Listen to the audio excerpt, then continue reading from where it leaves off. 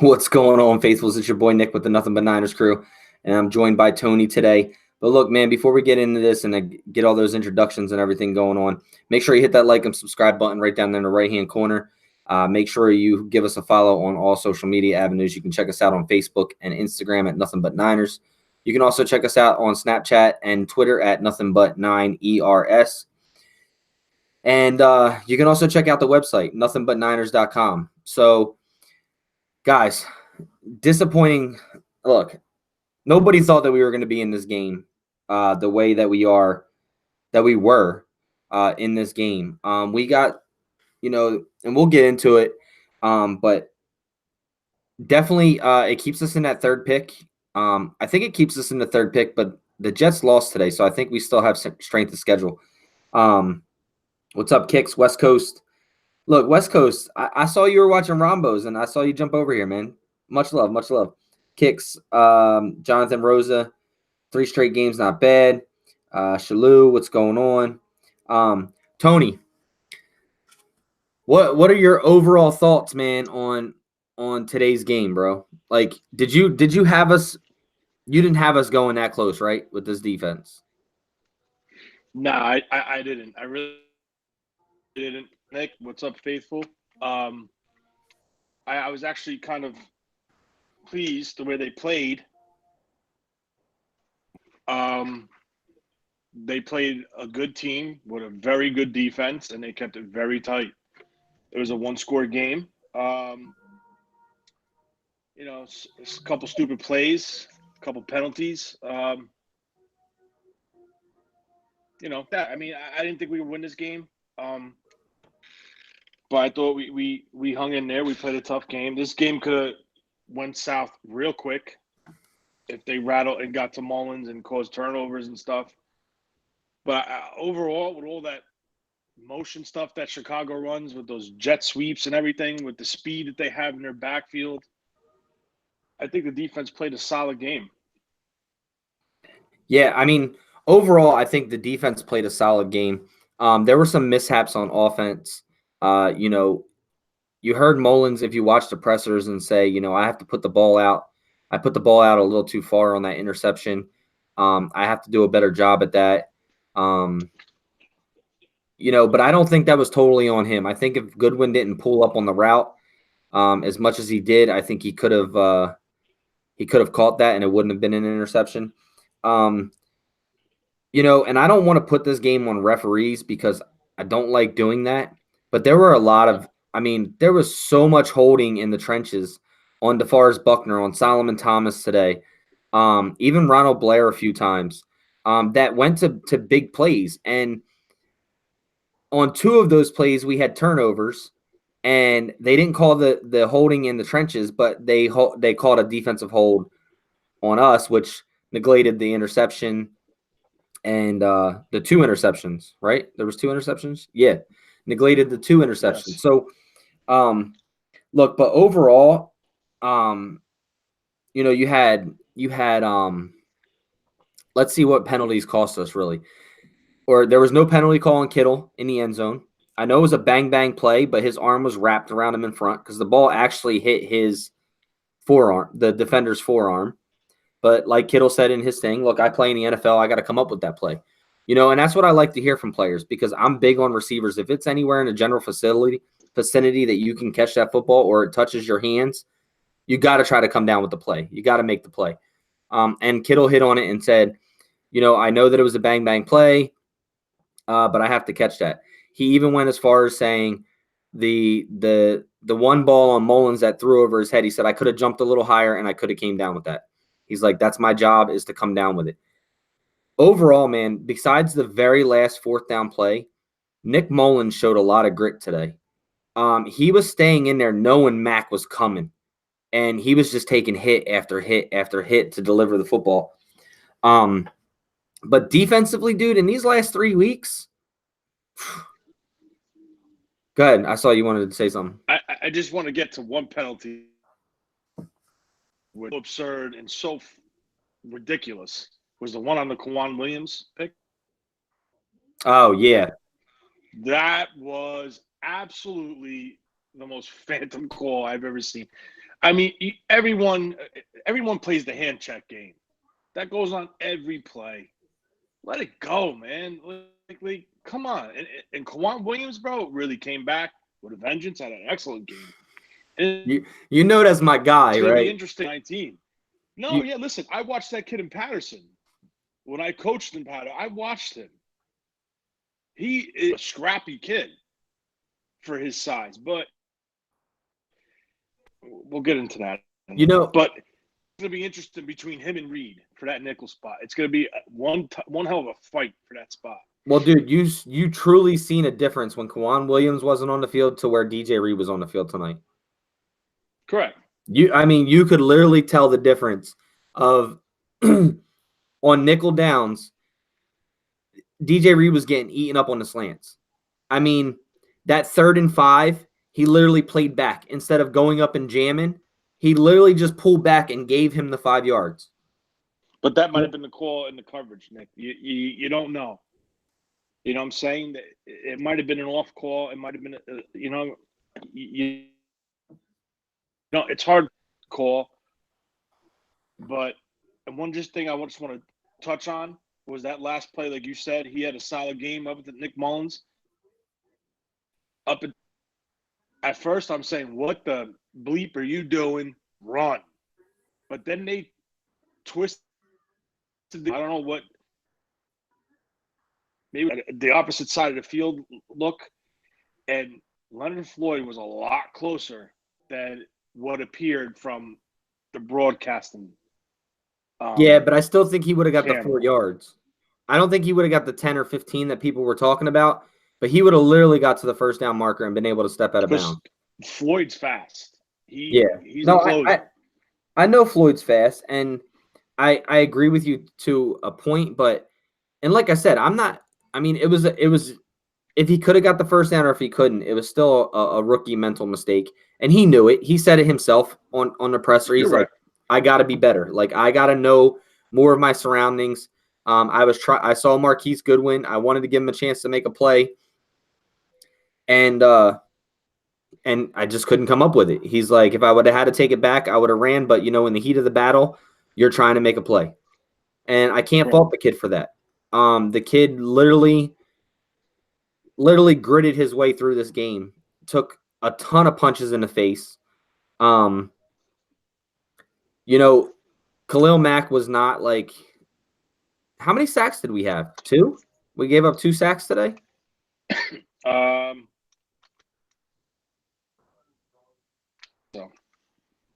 think so. And like, another maybe a couple minutes down into the show, some of the fans are a little like, there's a writer that covers for a newspaper saying that McGlinchey had a horrible game. I'm not saying who that is, but I'm sure you can put 2 and 2 together.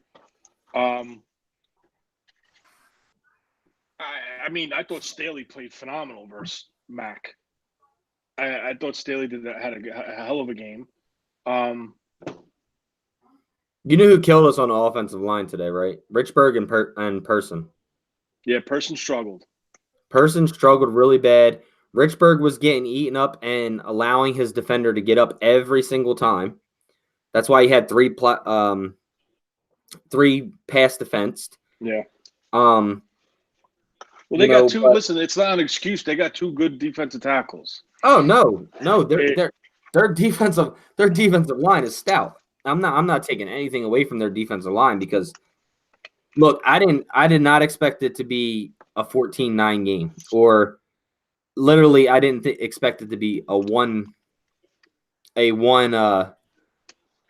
possession game. But it came down to, with all the bad calls, the turnovers that we got and didn't go our way, it still came down to us having time and being able to capitalize, and we didn't execute. That's really what the whole game comes down to. We can all sit here and blame it on, the penalties or the stupid, inapplicable calls by the referees. But in the end, we had the football back. We had the opportunity to win. Tavarius Moore made a hell of a play. That was probably the only good play he made the entire game that he was in there. But He's a rookie. And what I keep finding myself to come back to on this whole season and reflect on this whole season is a lot of fans give shit to Shanahan and John Lynch on their drafting. Guys, we just played the number one defense in the league, held them to 14 points, one possession football game for an entire 60 minutes with third string guys. Yeah. Our defense has been playing lights out. There was a couple bad calls tonight where Saleh, should have been in man instead of zone on that 1 3rd down.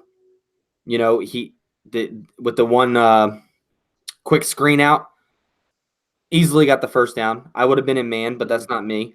But this defense, you can tell the continuity is coming. The ability to play with each other is coming because they're playing fast. It's like Sherman said, it's not one guy tackling anymore. It's one guy, two guys, three guys, four guys. And when you get those four guys to go tackle, you have opportunities to create turnovers. Before, he said players weren't playing their position and weren't being confident in themselves and playing that position. Players now are playing their position to the fullest of their knowledge, and it's allowing everybody, the whole scheme, to work. And we all know that this is an 11-man scheme. Each person has a different job. If one person doesn't do their job, it's going to get eaten up. That's just the way the scheme goes. Joe Staley, all right, so we talked about how excited we were about the defense. We talked about how, the offense came to play. Bourne had a better game today. I love Trent Taylor, man, but I'm sick and tired of seeing him try to return punts. Like, sick and tired of it. It's either a fair catch or he just literally just gets out of the way. And I need to see some explosion with special teams. Richie James looked flat on special teams today. But there were a lot of opportunities to win this game. Nick Mullins threw for 241 yards today? No touchdowns, an interception that I'm not going to put on him, completely on him, because I think that it was both of their faults, obviously, because the ball could have had better placement, but Goodwin could have also continued his route instead of pulling back. But let's talk about Goodwin while we're on that. Do you think he's a little butthurt? Goodwin? Yeah. Something's not right. Something. He didn't look like his normal self. He went in and out of his cuts. He just didn't look, I don't know, into the game today. To me, he looked very lackadaisical. Like you said, coming out of his routes, running his routes. He just has like that smudge on his face, like something's bothering him, something's eating him up inside. And then not getting the start. He didn't play any. If Dante Pettis wouldn't have got hurt, he wouldn't have had as many snaps. So, absolutely not. That's where I'm saying, do you think he's butthurt because of that? I mean, because I think he's drafted this guy Pettis, who plays his position. I understand. He missed 2 weeks. He was away from the team. He was away from the team from Tampa, and then the following week, right? He missed. Yeah, he missed like 3 weeks in a row. 2-3 weeks. Listen, whatever happened, I hope everything's great. But you can't. I'm going to need you back. You know what I'm saying? The team said, take your time. So by you coming back and going to practice, that means you're forward. I think maybe he sees the handwriting on the wall that there's going to be changes in that whole wide receiver group. And I'll tell you what, I run back. That Bourne is fighting. He's scrapping. He's trying. He's showing effort. Pettis, I saw someone bash. He's soft. Man, listen, if you were bent that way, you'd be on the ground too. Yeah. I understand the guy's frail, but guess what? Football's football. He got hit hard. His leg got caught, and he was bent. But I know if my leg got caught, I mean, you'd be hurt. But I mean, that's all. That's a whole. So we'll get into later down the road. But I mean, there was a lot of bright spots and there was a lot of concerns. And one of Goodwin, Pettis went down. He had a golden opportunity to step up and reclaim his spot, and he got a pass and caused an interception. Now, if he didn't do that, he caught the ball, and that drive continues. Do we go up and do we secure the lead? You don't know. Yeah, I mean, I'm a huge Goodwin fan. I've always liked Goodwin. I don't know why my camera got all blurry like that. I don't like him, Nick. I love the guy. I love the guy what he's about. I understand what he went through. Like, when I went to the game, I was on the field. He said, "What's up?" to me. Very nice guy. But, yeah, I don't know. It's just like if you have an opportunity, you got to make your best of it. You got to go out and your chance and make the best out of it. Yeah, no, I totally agree with you. I totally agree that well, my camera's like that, but I totally agree with you that it's not that I'm not saying that I don't like Goodwin, because I've been a really big fan of Goodwin, but he just doesn't seem like the same dude since whatever happened with his family or his personal issues. Something has been going on with him. He's not 100%. He just looks checked out. He just really does. Same look that Garcon had on his face. Yeah. Remember we talked about Garcon? He didn't seem like he was even before. No, not that training camp. Remember Mike mentioned that in his interview, he seemed just going through the motions. Yeah, he seemed like he was just he just wasn't with the whole thing. So, if let's pick a standout player on each side of the football today, and I want to see who you say, offensively and defensively, and let's go defense first. Who would you pick as a standout star today, on defense?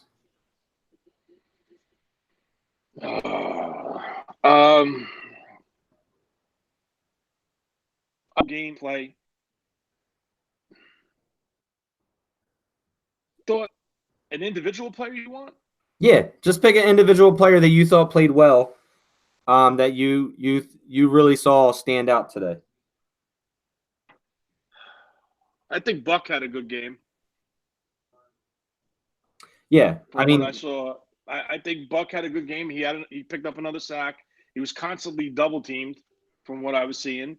I don't know if I'm ready to give Solomon Thomas a spot, a player to game candidate, but he was drawing double teams. He was drawing holding calls.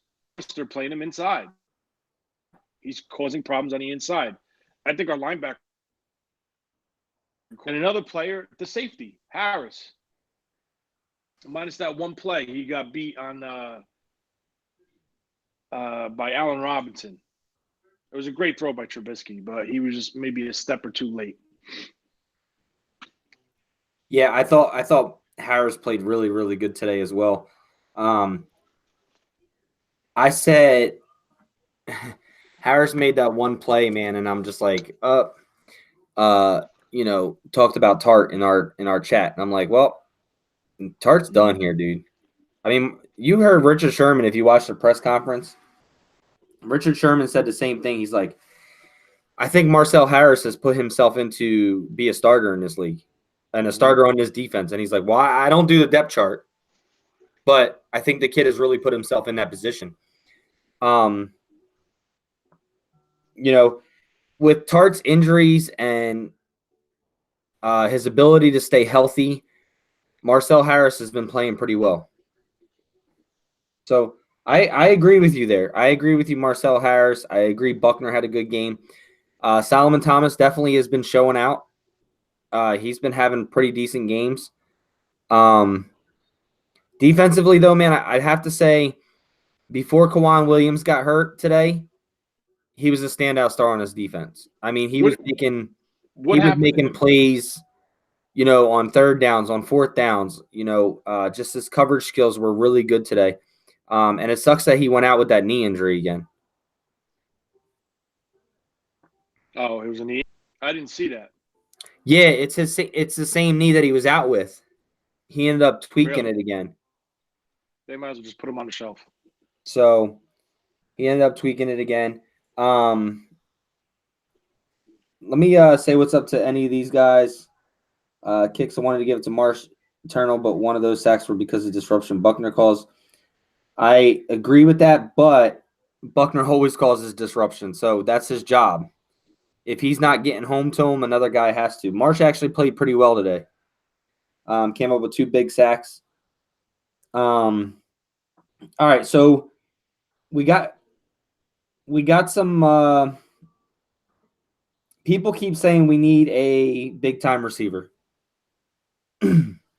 we go back and forth with this all the time, Tony. Do we need a big time receiver? I see people saying it. Should we pursue a Julio Jones?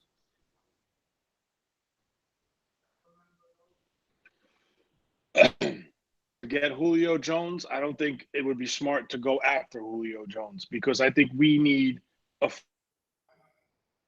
first rounder address other issues on this team. Yeah, but Julio's a free agent. Did they extended him a couple months ago? I thought. I don't think they did. You may be right. I'm going to check it out, but go ahead. But the price it's going to cost to get Julio Jones to San Francisco, not as a free agent, as a trade, it's going to take a hit on our roster in more important spots. I don't think. I mean, listen, Julio Jones is a rare talent. Yes, it would be great to have a talent like that. But do I think we need to go get him specifically to get a bigger body wide receiver? Yes. And I'll tell you, the kid that we just picked up, the undrafted free agent that was cut from the Chiefs, that Smallwood kid that played at Oklahoma. I mean, he didn't put big numbers in Oklahoma. I watched some tape on him once I saw we picked him up, like some highlights. Man, he's a big dude that moves and he's physical. He didn't put the numbers up, but I understand they're highlight reels and not game film. So the highlight reels are made to make you look good. But, I mean, he just shows he's a big physical dude. And I think we need a bigger body guy like that. I think Pettis is going to be special. I mean, nothing like crazy, but he gives you that shake and that break off the line. Like what Kyle said when he's like a point guard. You know what I'm saying? He breaks you and then he goes and he's wide open.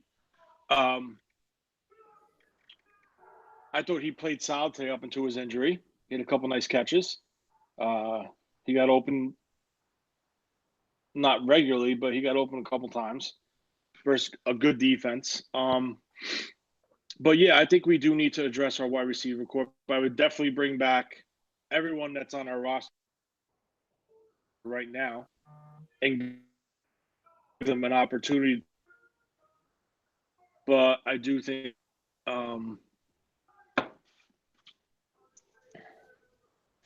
damn, my throat's killing me. Do you think so? Adrian Gutierrez says, "Call me crazy, but I think the Niners are a playoff team if we were healthy, if we stayed healthy." Do you agree? If we had no, meaning like Garoppolo, McKinnon, yeah, if we were healthy, I could see it. I can see it. I'm not saying we're a number 1 seed. I could definitely see us going in as a wild card.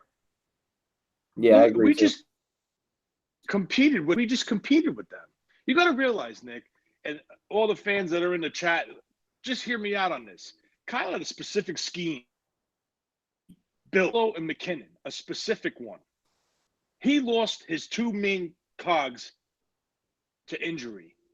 So now he had to go back and revamp it and make it to what he has. And I'll tell you what, he's doing a damn good job for a bunch of third round, undrafted free agents and a bunch of guys that, according to some people, don't belong in the NFL because they didn't draft them. Credit Shanahan and his staff on the offensive side of the ball. I'll tell you, I was a huge Tom Rathman fan as a running back coach, but Bobby Turner, dude, that man is phenomenal. Bobby Turner is really, really good. I would have liked to see us have more of a run game today. But I know that it's hard when you have a pass rush like that. It's just, I wish that I lost the chat here. Let me get back in there real quick. Because I wanted to touch on this one thing this one guy said, and I can't remember where it's at now. Michael Upshur said, we need a tall receiver. We need some 50-50 balls because we had a hard time getting separation today. That's why a high receiver would help going forward. I don't think we had trouble separating today. I think we just didn't have time to get rid of the football. The pass rush was just tremendous today. I wouldn't blame it all on separation. Nick, he had time. No, there was times he had time, yeah. He had time, and he made time on a couple plays. Yeah, but I'm saying by moving. Right. I'm saying like he bought time playing stuff, but I don't think a lot of it had to do with separation today. I mean, we definitely no. I've been saying this red zone's horrible since beginning of preseason, before preseason.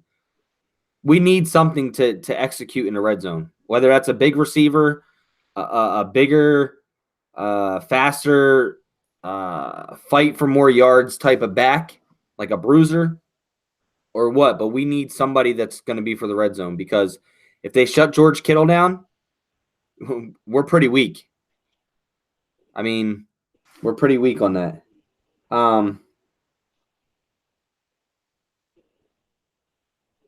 Let's see. Kyle's just pure genius on offense. We just need healthy bodies. I agree with that. I agree that we have Kittle too. But like I said, if they shut down Kittle, who you going to? You lost Dante Pettis today, which hurt us. It's so funny that every other week we're saying, well, we don't have Marquise Goodwin. When Marquise Goodwin's on the field, he's a game changer.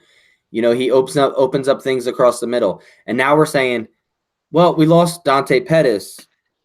Like, Dante Pettis is a playmaker. He opens up the field. Isn't that just so funny that we go back and forth like that? Listen, Marquise Goodwin is not a game changer.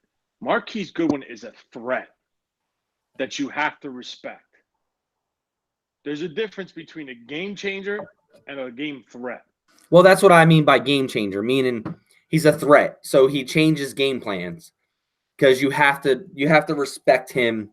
Okay. Going deep. So he's okay, let's put it this way. He's a study threat. So when he's on the field, you have to worry about that deep ball. Like that one ball he came back on today. The receivers play off of him. He's going to get that 10 yards pretty much every single time. 10 or 15 yards with a cutback because he can run the route. Correct. So I don't mean game changer as in he's going to hurt you, but he's going to make you respect him that he's on the field, and he's going to make your defense change the way they go about things when he's on the field. That's what I mean by game changer. Okay. All right.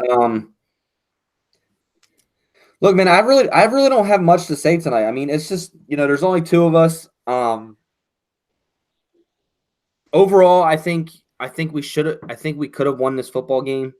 I think we could have won this football game, but when it comes down to it, I'm still proud of the way the guys fought tonight. I'm still proud.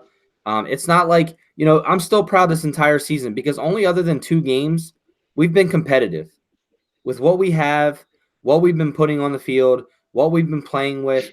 Everybody wants to put the blame on, let's blame Saleh, let's blame Shanahan, let's blame this person, let's blame that person. Guys, our football team is building.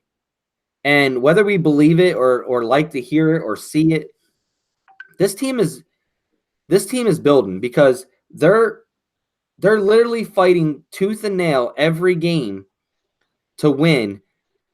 Whether you just came off the practice squad, you're a third stringer, you're a first stringer, the adversity this team has had to overcome, and they're still just so close knit. That's a big props to Kyle Shanahan. That's a big props to John Lynch because of the type of people that he's putting in the locker room. And as much as we like to sit here and sob and say that it sucks that, you know, the Niners were so bad this year, or why did we have to win last week because of this, you know, because of this draft capital or this draft position. But in the end, this team is only going to get better and better. I mean, it's hard to not see this team getting better next year. Do you agree? I agree. You know, I agree 100%. It's a shame that because, you know, we were all pumped up for this year, and now we're saying again that we have to wait till next year. But you know what? Yeah, but Nick, it's not because we suck with all the people that we brought in. We have a lot of injuries. Oh yeah. Okay, I'm going to go on a bit of a rant. Right now, I'm watching the Kansas City CEO, and this running back that they just added, or you take Mahomes and this kid Williams off that roster, they're garbage. They're garbage. Oh yeah. You take Russ Seattle and Kate, they're garbage. But the most important fact of this whole ordeal here is Kyle's ability to keep that team together and believing and fighting. Because like I said previously in other episodes, this team could have mailed it in and said, you know what? F it. Look at this. There's a glare. Can you see it now? All right.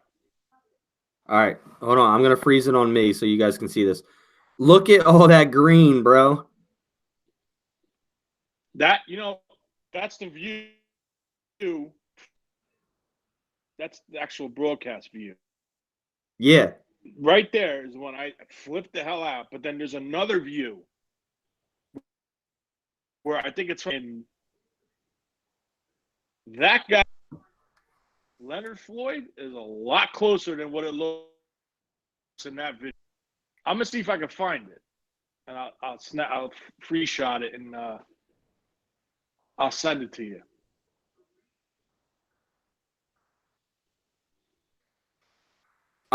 Getting back to what we were saying, that there's a lot of pros, there's a lot of positives. There's a lot of positives. We competed with a playoff team, with a number one defense or top 3 defense. Okay, granted we didn't score a touchdown, but we competed. We drove down the field. Our off the speed on their offense, similar to Kansas City.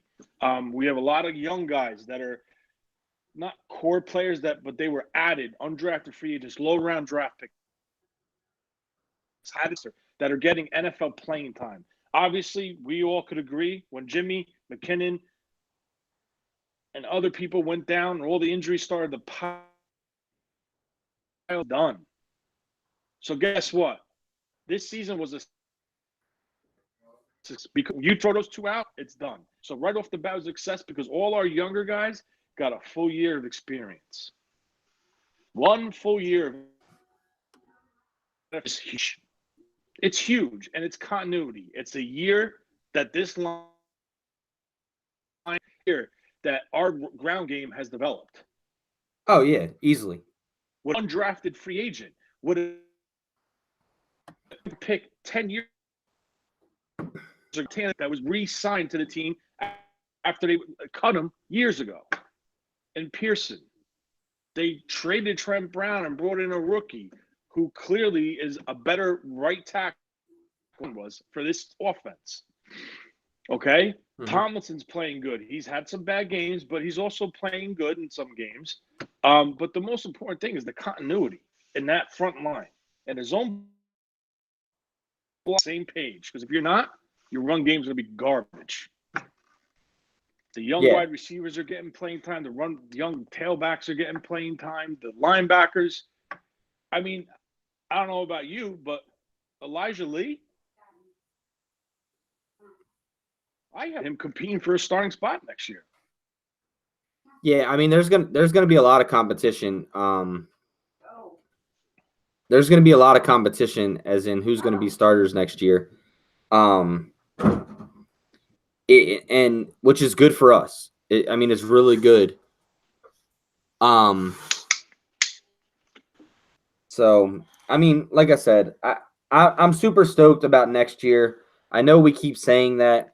Oh, we're stoked, we're stoked, we're stoked. Because we got let down this year with the injury of Jimmy Garoppolo. But you got to look at it this way: would any of us know what Nick Mullins was if Jimmy Garoppolo didn't go down this year? Would any of us know what Matt Breida really was this year if McKinnon is not hurt? Would any of us know what Jeff Wilson Jr. is? Would any of us know who DJ Reed is? Would any of us know who Tavarius Moore, Ronald Blair? I could just keep going. We know who these guys are now, and we know what kind of depth we have instead of saying, well, who's this guy? And those guys are coming next year for a starting spot. It's just going to make the competition that much better.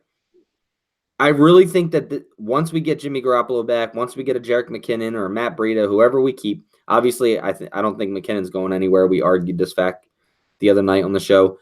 But I think this team can compete for a wild card. But with a pass rush is going to make our defense that much better. Even with all of the problems that we're doing this year, I think we're still 16th in the league in defense overall. 16th. This defense could easily be a top 10 defense. I think how much better this defensive line could be. I think Earl Mitchell's gone. He hasn't been active the last 2 weeks. I think DJ Jones is your new nose tackle or one tech, whatever you want to call it. I think Solomon Thomas next year is going to be your 3 tech, and I think Buckner is going to be the big defensive end. Obviously, because Buckner's going to get a huge contract, and I think they're going to give him a shot as a rusher, as a big end. I also think when you add a speed rusher, like a D Ford, like I'm watching right now, or if somehow we get luck and we get lucky and we move up, or our draft goes up because a couple people lose, like Oakland wins tomorrow night or whatever. If we can land Allen or Bosa,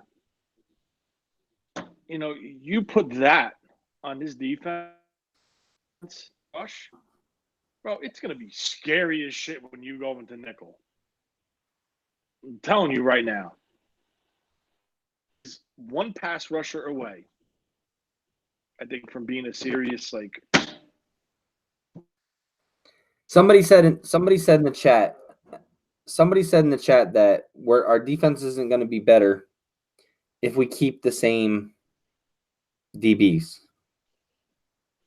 We won't if we keep the same corners and safeties. Jesse Mendoza. I disagree. Specify DBs. Which DBs is he talking about? Now? He said everybody besides Sherman. Okay. Harris is probably going to be going into. That's number one. Going nowhere because that veteran presence in that line. And you saw today when that fight at first, Sherman. He's the veteran leader of that defense. Your other corner is Akello's going to give it up again. Now you have Tavarius Moore, who's getting significant playing time. And maybe they bring here 2 free agent to compete or draft another guy. Your nickel spot, I don't think they're going to bring anybody in because you have Kwan Williams and DJ Reed. The only spot that I would consider is your single high safety, which, in my opinion,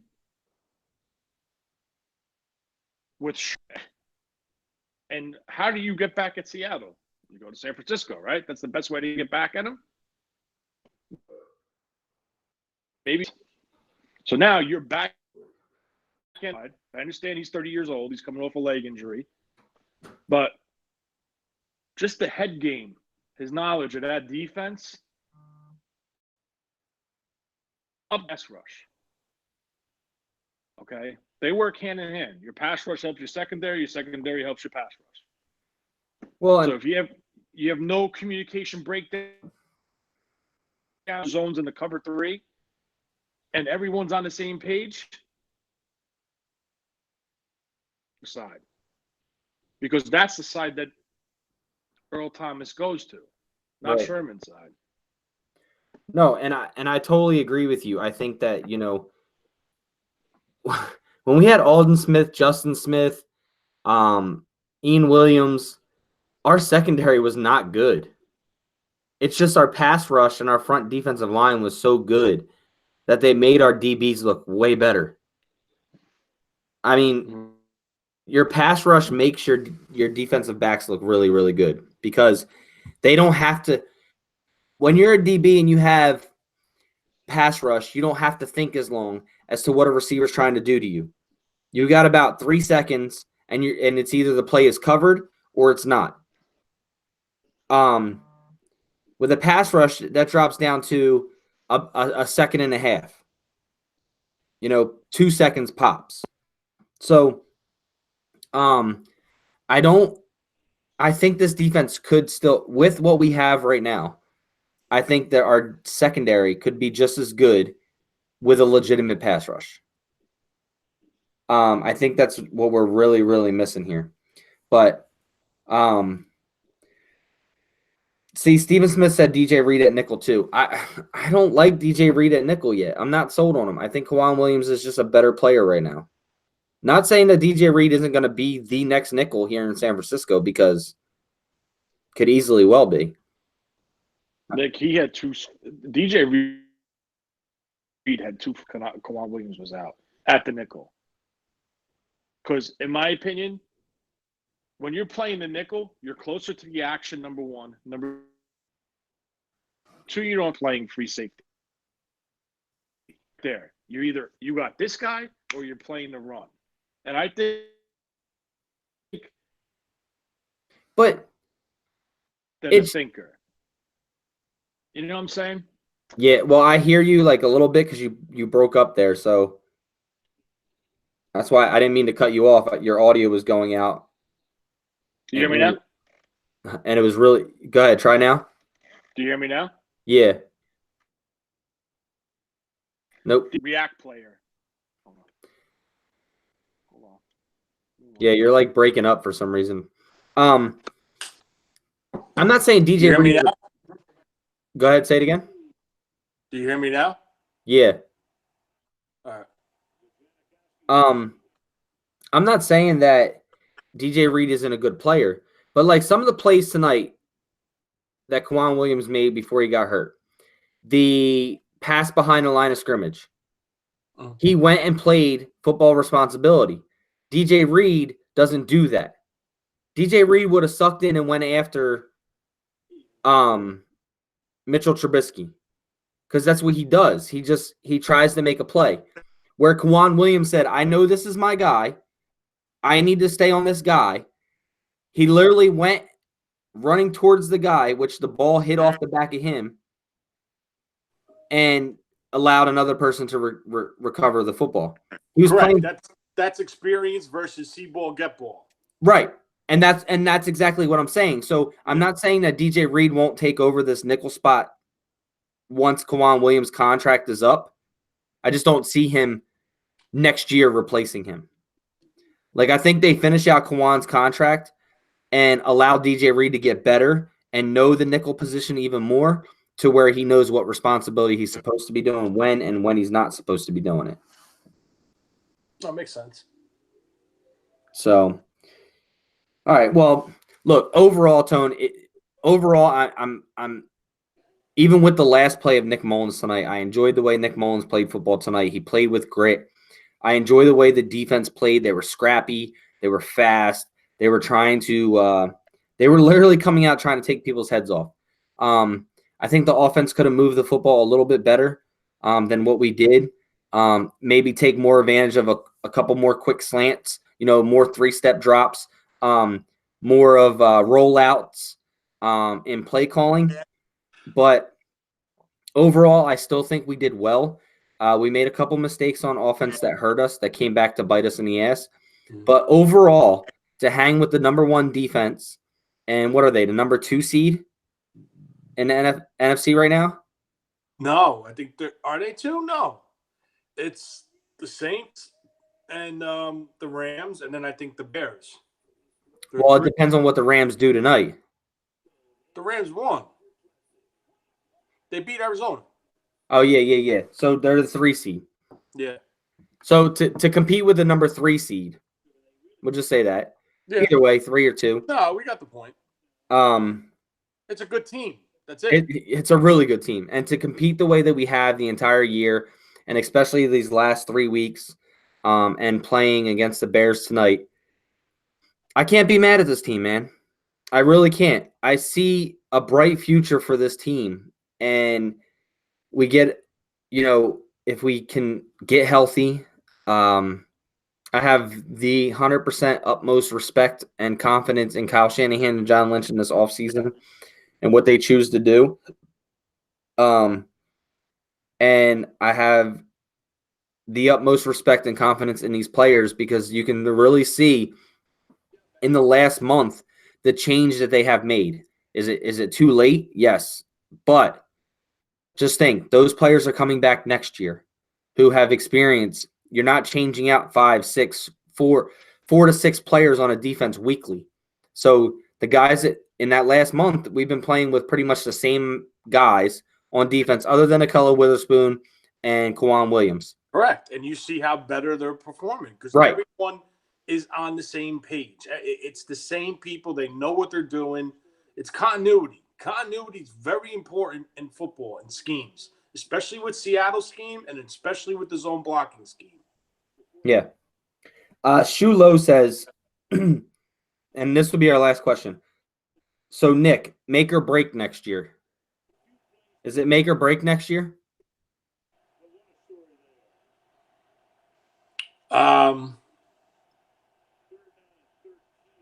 That's year what? 3, 4? It'll be year 3. It'll be year 3, 19. So this is completing year 2. I don't think it's make or break. I don't think they're going to be. I mean, you don't know. Something could happen. They can get hurt. Someone could get hurt. But I don't think it's make or break. I think this group, this regime, come around year 4. If there's no progress, you'll start hearing the chatter. But I don't think it comes down to, okay, you're fired. Because, guys, listen, this team was garbage that they took.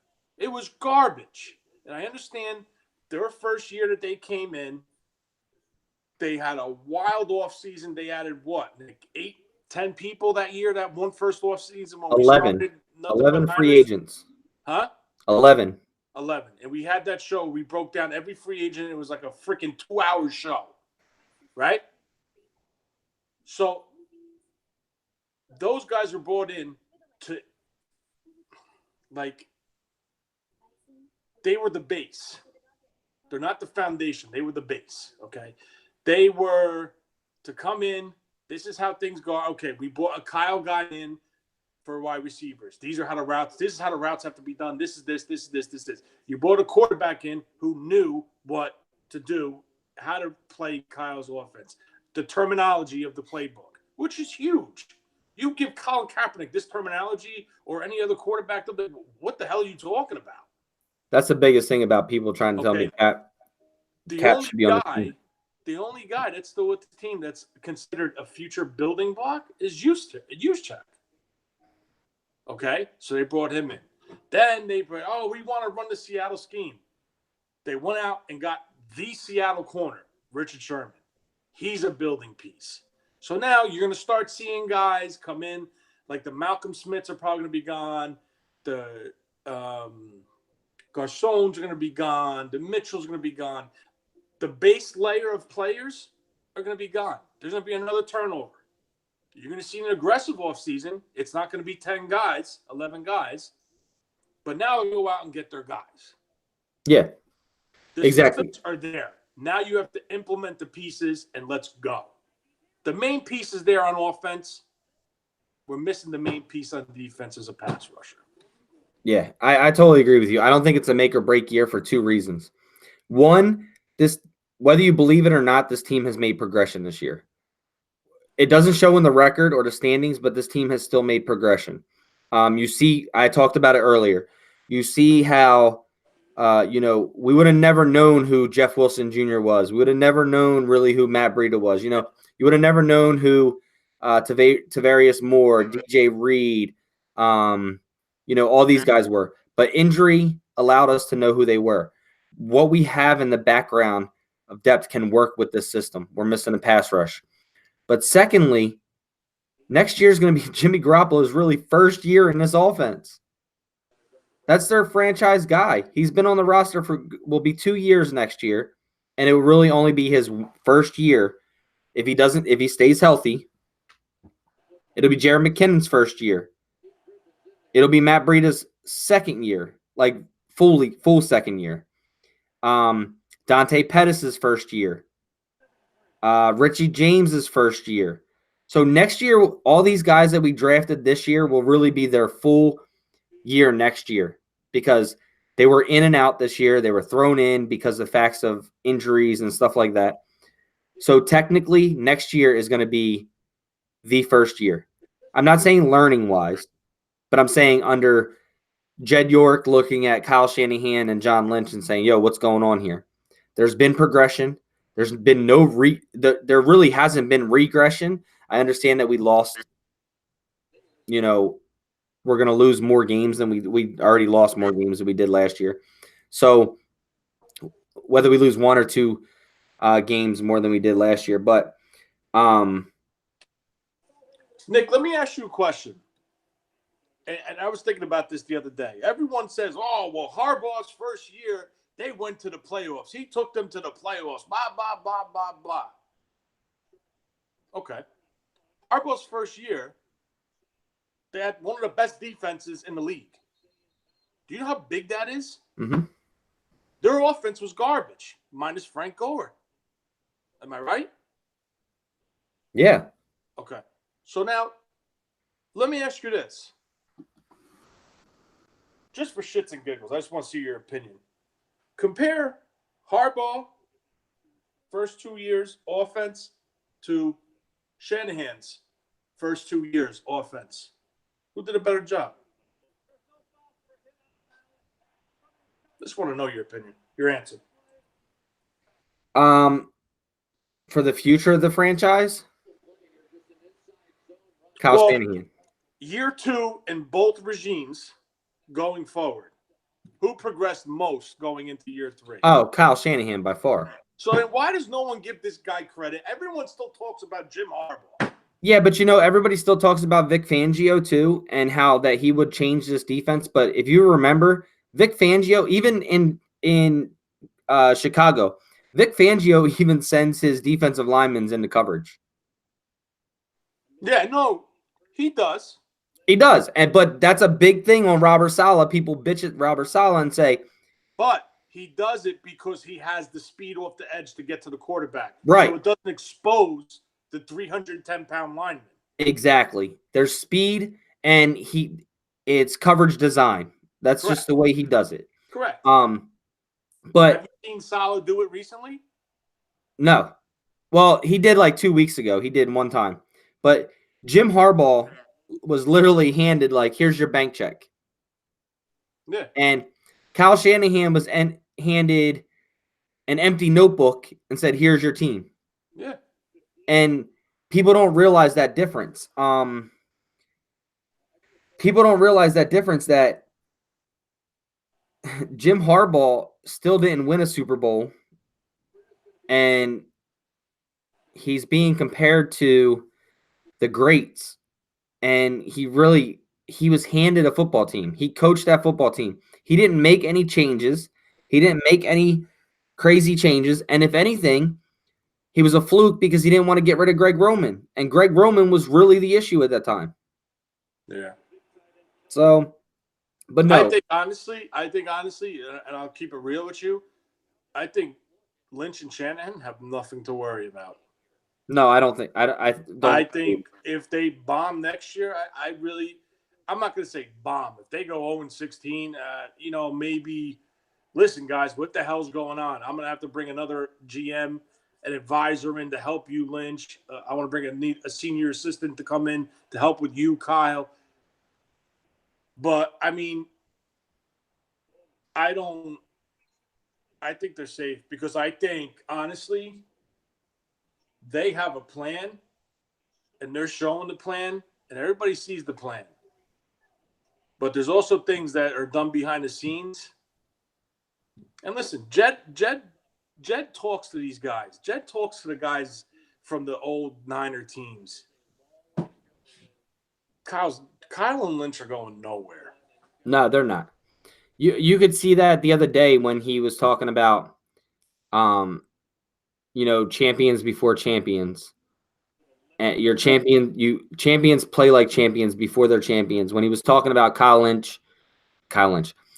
John Lynch in the locker room, and he's like, "You believe in this guy, and you believe in this guy, you will get there." Yeah. That right there tells you they're not going anywhere. No. There may be some turmoils or change ups in the coaches, like maybe a strength and conditioning officer or coach or something like that. But I don't think you're going to see any major changes, if anything. This was let's see. I want to see. Stephen Smith said, but we had Crabtree, and it was holding. He was joking. No. I just want to touch on this before we get out of here. I watched Crabtree run 3 routes today, all fade routes, and he sucked on all 3. Like, he was just screaming for a flag on all 3 of them. It's just, I put on my Twitter today, I'm like, and Crabtree still sucks at fades. So, look, overall, I think we have a lot to look forward to. We got one more game this season. The Nothing But Niners crew is going to hit it hard in the offseason. We're always one of the last ones to stay full blow. So we'll always be here talking Niners, so you don't have to worry about the season ending and missing us all offseason because we'll be around. Mike is out picking up his doggo, Niner, so I think he's driving home with him now. He drove all the way down there? Huh? He drove all the way down there? Well, he flew down and he's driving back. Oh. Yeah, he flew down and then he's driving back. So we should give him something to listen to on the way back, no? Yeah. Yeah, so his dog is a really, really beautiful dog, and he named him Niner. So I saw it. It's for his kids for Christmas. So that's awesome. Big shout out to Jonathan Rosa. He did get our shirt. He sent me a picture for that. Appreciate that. Ike Stu 2002 on Twitter. He also got some shirts. You guys can get those shirts in our Birth of a Dynasty shirts in dry fits, tank tops, navy blue. Mike got a navy blue one. Let me show you what it looks like. Because I didn't take it to him yet. But what do you think of the navy blue? Does it look black? It kind of does. But up against your sweatshirt, no, you can see the difference. But if you didn't have a black sleeve on, it looks black to me. Yeah, I think it's the lighting, but it's navy blue. But guys, so you can get these shirts in anything. Navy blue, white, yellow, red, purple, green, tank tops, dry fits, hoodies, white t-shirts, white t-shirt, whatever you guys want. So, but I really appreciate you guys getting those shirts from us and supporting us. We are not making a profit off of those. I am selling them to you guys pretty much cost to get those and shipping them wherever. Big shout out to Eric Crocker for a Croc Time hoodie. Had to get that. Check that shit out right there. Croc Time. If you guys don't follow him on Twitter, make sure you check him out, Eric_Crocker. And check out the Croc Time U page too on Twitter. I don't have the tank top right now, Rosa, but I can make it.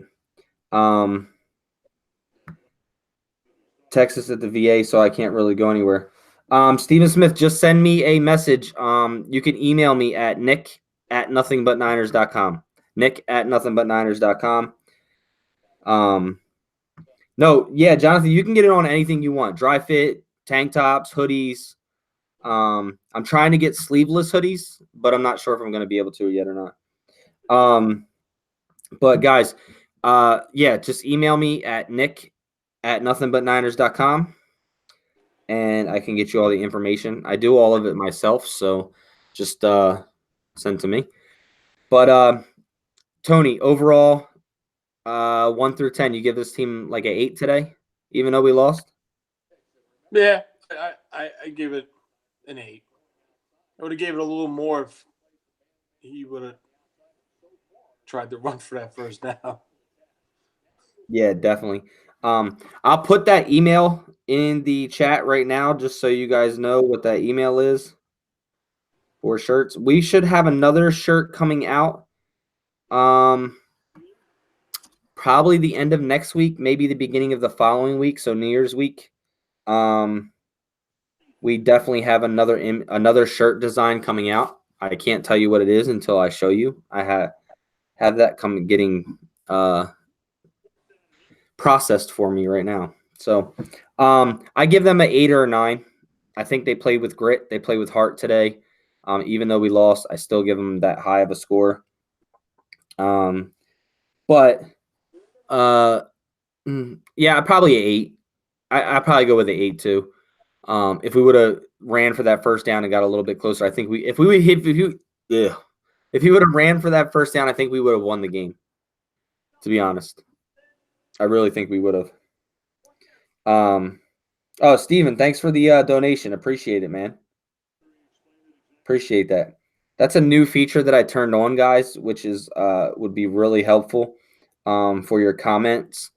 If you want your comments to be highlighted or seen or something like that, you can send us donations, which will help with our website keep up and our podcast keep up and stuff like that. Because right now it's pretty much me and Mike that run everything out of our pockets. So, but I don't ask for that. If you guys want to do that, that's up to you. I don't really ask for that because this is our passion and what we love to do. So, oh, Kicks, thanks. I didn't even see that. I didn't even see that other one. Appreciate it. Guys, man, just remember, this guy will be back. There we go. He will be back. And there's a lot to look forward to. There's a lot to look up to. There's a lot of things to be happy about and excited about for next year. Let's cut the slack on Saleh. Let's cut the slack on Shanahan. Playing with a lot of third stringers right now. And, yeah. So, guys, it is Christmas week, so I'm not sure there's going to be pretty much anything out. Look, what is that, a 49er Hodge bottle? Yes, it is. 2017. Shout out to Hodge, 49er Hodge. Look at that, at 49er Hodge. Always sending great Christmas gifts, man. He was dressed up as Santa today at the game with a police Christmas card. And a Christmas card. Yeah, he's so good, man. He's so good. He's so good to people, man. I wish I could get him on video more, but he hates video. So if you never have interacted with him, check him out on Twitter at 49er Hodge. Great. Also, check out Joe Del Rio on Instagram for other Niners designs as well. And check out Frisco Gal SF on Instagram. She does a lot of hats and stuff like that. So she makes a lot of red and gold stuff. It's called, I'm going to tell you what it's called right now while I'm giving shout outs, but I got to find what the exact name of it is. And then we're going to get off of here. Let's see. I think it's like Vander. Do you know who I'm talking about? No.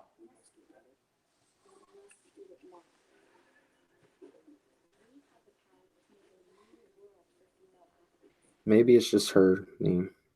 Well, while Nick's trying to look for this, I just want to wish everybody a Merry Christmas and a Happy New Year. If we're not on before then, tomorrow's Christmas Eve, and of course, the day after is Christmas Day.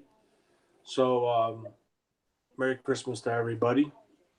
Yeah, definitely a big Merry Christmas. All right, so it's Frisco, FRISCO GALSF 49. So Frisco Gals SF 49, and it's Vagabond Heart Designs. She makes a lot of great stuff, man.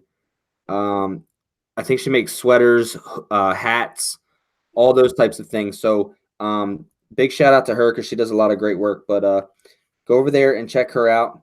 And but yeah, make sure you go give them a follow, man. Kicks, that's great. Yeah, go follow Hodge, man. He's at 49er Hodge. Great follow, man. Always doing a lot of good faithful stuff too.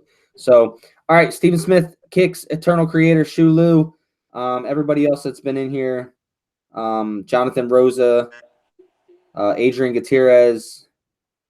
If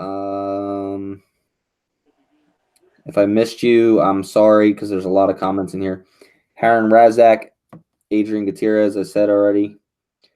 But guys, man, big shout out to all of you guys. Always checking in with us, always staying faithful, always showing us support, love, and things like that. I wish you all and your families all a very Merry Christmas or Happy Holiday. However, don't take it personal if I said Merry Christmas, or I'll just say Happy Holiday. Have a great holiday and enjoy the time with your. Yeah, I know who you are, Kicks.